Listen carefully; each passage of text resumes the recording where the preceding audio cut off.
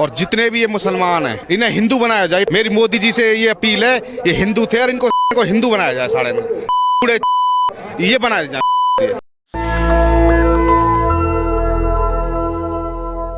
नमस्कार, मैं निधि रतन और आप देख रहे हैं नेशनल दस्तक। हमारे देश में इस समय बड़ी चर्चा का विषय है वन नेशन वन इलेक्शन।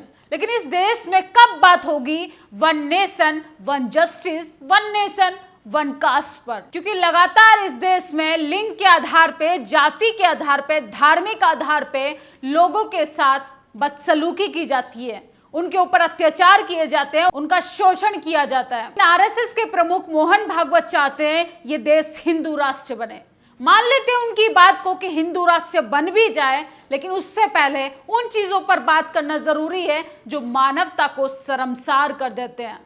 सोचिए, इस देश में बहुजन समाज हो, चाहे आदिवासी समाज की बात करें, मुस्लिम समाज की बात करें, उन लोगों के साथ दोयम दर्जे के नागरिक की तरह व्यवहार किया जाता है।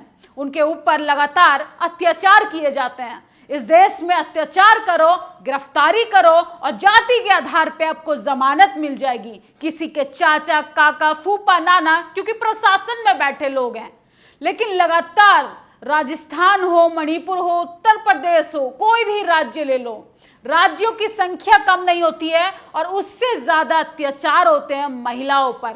आए दिन शिकार होती हैं महिलाएं। मणिपुर की घटना याद है? उस घटना के बारे में जितनी भी चर्चा की जाए कम है, क्योंकि उस दर्द को सिर्फ महसूस कर सकते हैं कि उन महिलाओं पर क्या गुजरी होगी। इस देश में चाहे राजनीतिक लड़ाई हो, चाहे वैचारिक लड़ाई हो, चाहे सामाजिक लड़ाई, आखिर इन सब का शिकार होना पड़ता है महिलाओं को।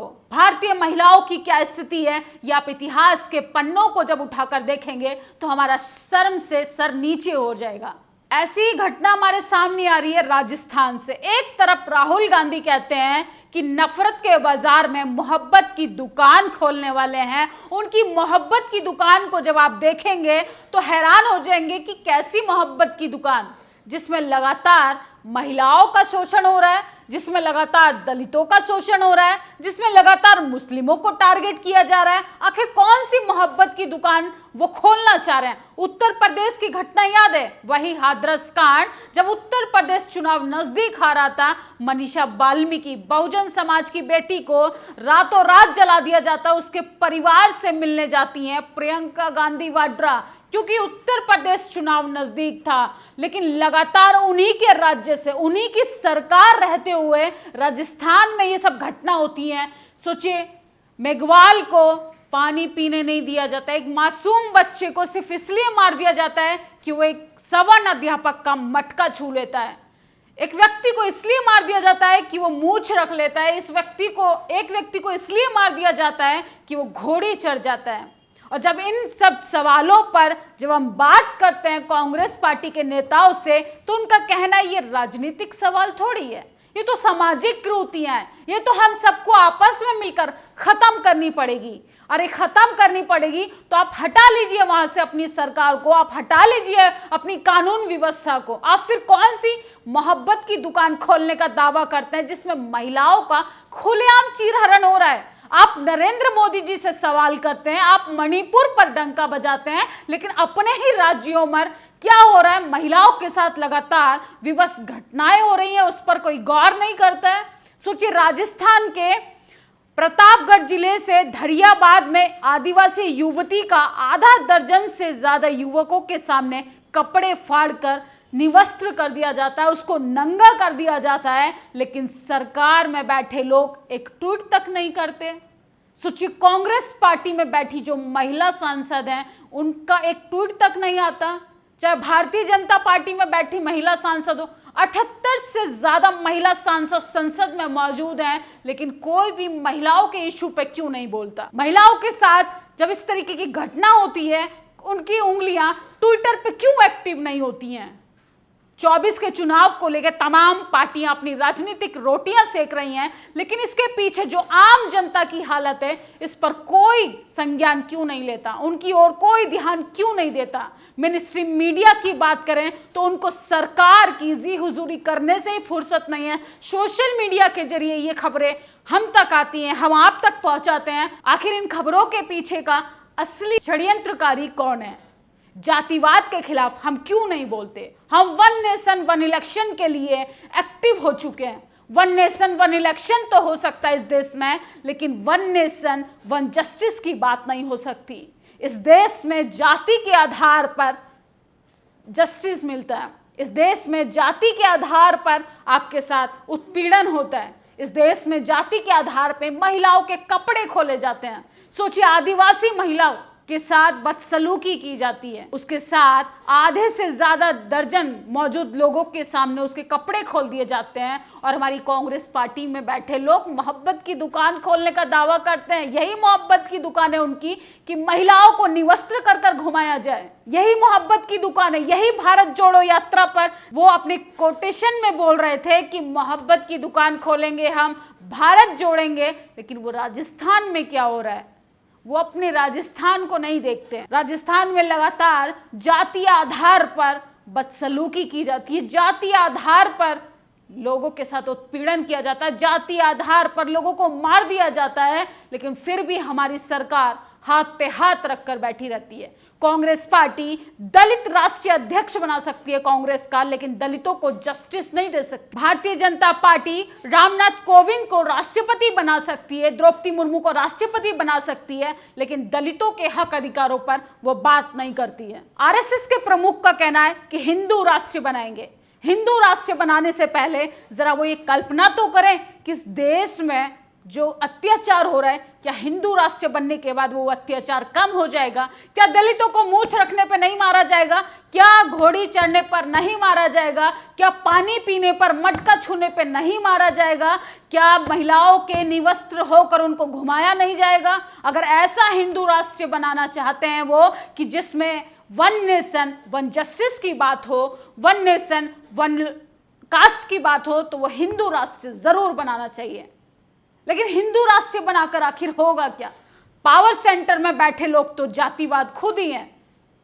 जाति के आधार पर इस देश में न्याय की गुहार लगाकर लोग कोर्ट कचहरी के दरवाजे खटखटाते हैं, लेकिन वहां पर वो निराश होकर लौट जाते हैं, क्योंकि वहां पर बैठे हुए एकमात्र जाति के लोग हैं। मोहन भागवत कहते हैं कि भारत एक हिंदू राष्ट्र है। भागवत ने आगे कहा, सभी भारतीय हिंदू हैं और हिंदू सभी भारतीयों का प्रतिनिधित्व करते हैं। भागवत ने यह भी कहा कि संघ को सभी के बारे में चिंतित होना चाहिए। उन्हीं की बात पर स्वामी प्रसाद मौर्य लिखते हैं कि भारत हिंदू राष्ट्र नहीं, पूर्व में भी कभी हिंदू राष्ट्र नहीं था। भारत अपने आप में एक संप्रभुत्व राष्ट्र है। हमारा संविधान पंथ निरपेक्ष राष्ट्र की अवधारणा पर आधारित है। भारत के सभी लोग आधारित है। सभी धर्म, पंथ, सांप्रदायिक संस्कृतियों का संविधान सम्मान करता है और संविधान सबको आज़ादी देता है कि इस देश में अपने धर्म और जाति के आधार पर लोग सम्मानपूर्ण तरीके से रह सकें। लेकिन मोहन भागवत तो हिंदू राष्ट्र बना रहे हैं, क्योंकि 24 का चुनाव नजदीक है। तमाम पार्टियों के संगठन के द्वारा नेता, अभिनेता, प्रवक्ता अपने काम पर लग चुके हैं। जहां से सांप्रदायिक दंगे होंगे वहां से सांप्रदायिक दंगे कराए जाएंगे, जहां से जातीय दंगे कराए जा सके वहां जातीय दंगे कराए जाएंगे, जहां से हिंदू मुसलमान की लड़ाई को तेज किया जाए वहां से भी हिंदू मुसलमान की लड़ाई तेज कराई जाएगी। और हमारे देश में बैठे पावर में लोग कह रहे हैं कि इस देश में वन नेशन वन इलेक्शन होना चाहिए, जरूर होना चाहिए, लेकिन उससे पहले समान अधिकार तो दो, समान जस्टिस तो दो, समान इस देश में वन नेशन वन कास्ट की तो बात करो, जातिवाद भेदभाव को तो खत्म करो। वो नहीं कर सकते हैं। सूरज बोध ने एक वीडियो को रिट्वीट किया है जिसमें एक व्यक्ति बोल रहा है कि मुसलमानों को हिंदू बनाया जाए, मुसलमानों को जबरन हिंदू बनाया जाए। सोचिए, टीवी अखबार के जरिए हम कितने ज्यादा क्रूर मानसिकता के होते जा रहे हैं कि हम इंसान के दुश्मन बनते जा रहे हैं। क्या इस देश में मुसलमानों को रहने का अधिकार नहीं है? क्या इस देश में दलितों को रहने का अधिकार नहीं है? क्या इस देश में बहुसंख्यक बहुजन समाज के 80% लोगों को अधिकार नहीं है रहने का? सोचिए, मुसलमान समाज को नूह और मेवात जैसी घटना को अंजाम देकर ये सरकार कैसे मोहरा बना रही है, क्योंकि उसको कुर्सी का लालच है। आम जनता को इसका शिकार बनाया जाता है और हम और आप जैसे परिवार से बच्चे इसका शिकार हो जाते हैं। अपने बच्चों को वो ऑक्सफोर्ड भेजते हैं, अपने बच्चों को वो कैम्ब्रिज भेजते हैं, अपने बच्चों को वो लंदन भेजते हैं। लेकिन आपका बच्चा क्या कर रहा है? आपका बच्चा हाथ में डंडा और झंडा लेकर जय श्री राम के नारे लगाते हुए सिर्फ अपने पड़ोसी के खून का प्यासा बनता जा रहा है। आखिर कब तक हम मानवता को साइड कर कर सिर्फ राजनीतिक रोटियां सेकते रहेंगे? आखिर राजनीतिक रोटियां सेकने के चक्कर में हम मानवता को सिर्फ साइड करते जा रहे हैं, मानवता को खत्म करते जा रहे हैं। इस देश में हिंदू राष्ट्र बनाकर हम करेंगे क्या, जिसमें इंसानियत नहीं रहेगी, जिसमें आम नागरिक के फंडामेंटल राइट्स ही नहीं रहेंगे? किस तरीके से राजस्थान में महिलाओं के साथ बदसलूकी की जा रही है? आखिर महिलाओं को क्यों बनाया जाता है निशाना? आप लोग कमेंट बॉक्स में जरूर बताएं और इस वीडियो पे आपकी क्या प्रतिक्रिया है, अपनी राय जरूर दें, क्योंकि आपका सोचना भी हमारे लिए बेहद ज्यादा जरूरी है। शुक्रिया। नेशनल दस्तक की आपसे गुजारिश है कि अगर इसको बचाना चाहते हैं तो नेशनल दस्तक को सब्सक्राइब करने के लिए रेड कलर के सब्सक्राइब बटन को दबाएं, फिर बेल आइकन की घंटी दबाएं। नेशनल दस्तक को बचाने के लिए बहुत जरूरी है कि हर खबर को शेयर करें, लाइक करें, कमेंट जरूर करें।